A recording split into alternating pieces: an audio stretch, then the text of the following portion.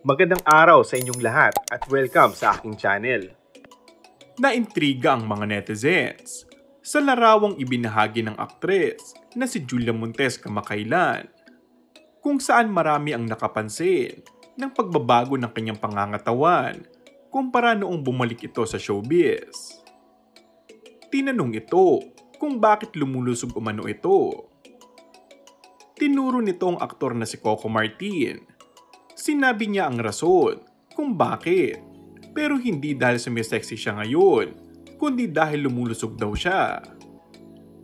Aminado kasi ang aktres na medyo nadadagdagan ng timbang niya ngayon. At yun nga, si Coco ang sinisisi niya. Bago pa man daw isipin ng iba na baka buntis siya, eto nga agad ang chika ng kapamilya star. Ay oo nga, nag-viral nga yun. Nakita ko rin yun. Si Coco rin ang reason kung bakit ako tumataba. Mahilig kasi siyang maglambing. Madalas siyang magyaya kumain. Ang daya nga niya, samantalang siya, ang ganda-ganda ng katawan niya, di ba? Chika ni Julia. Pero bakit siya pinapataba ni Coco? Para wala raw umagaw. Para hindi raw ako maago ng iba sa kanya, natatawang pahayag ng aktres. Pero ngayon daw, ay nag-start na ulit siyang mag-workout routine. Napansin ko nga na nag-gain ako ng sobra. Maganda talaga akong kumain. Kapag wala akong pinaghahandaan, nakakatawa.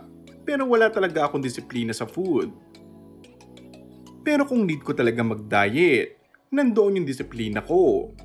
So mahirap for me dahil mag-a-adjust ka talaga.